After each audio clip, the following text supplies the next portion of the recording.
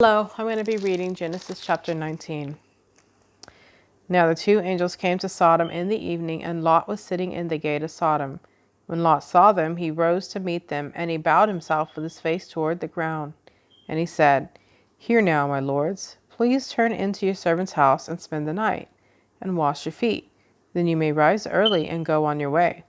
And they said, "No, but we will spend the night in the open square."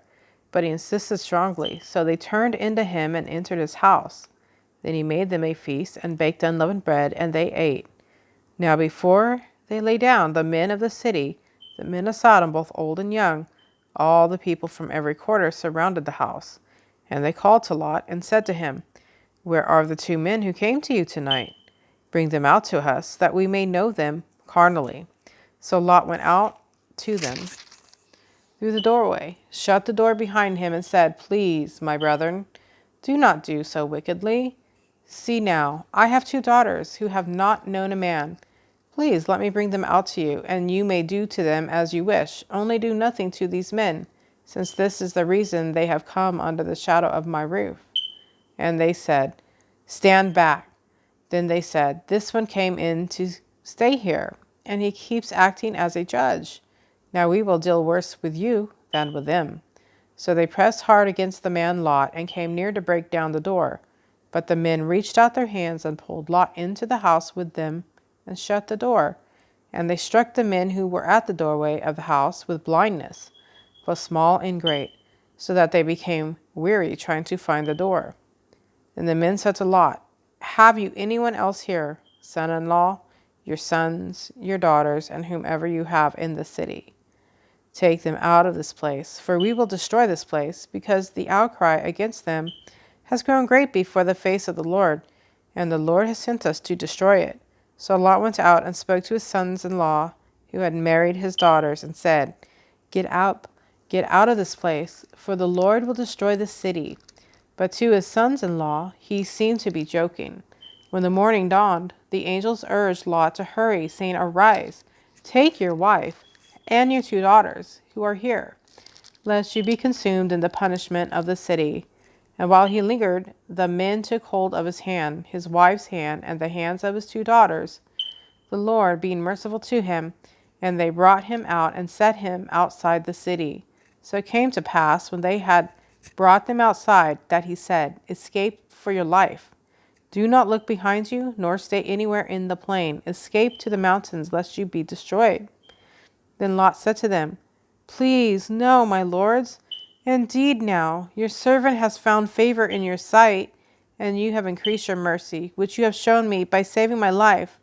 But I cannot escape to the mountains, lest some evil overtake me and I die.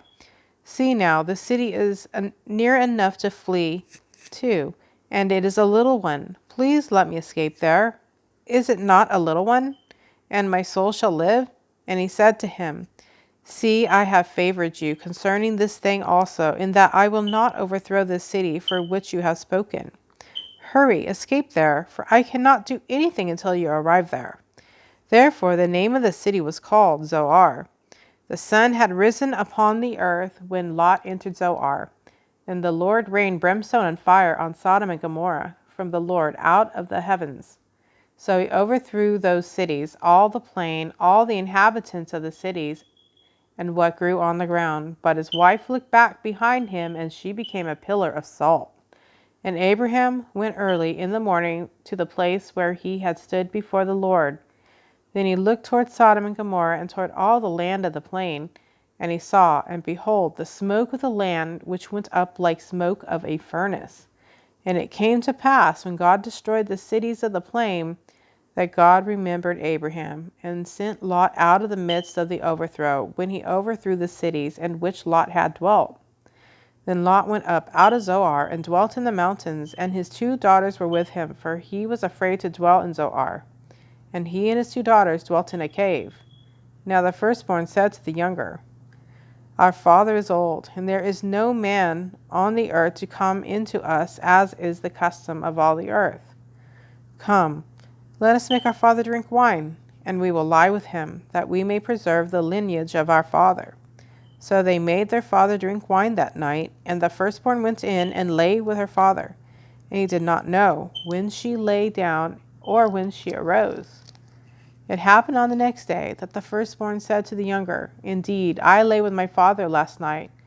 Let us make him drink wine tonight also, and you go in and lie with him, that we may preserve the lineage of our father. Then they made their father drink wine that night also, and the younger arose and lay with him, and he did not know when she lay down or when she arose.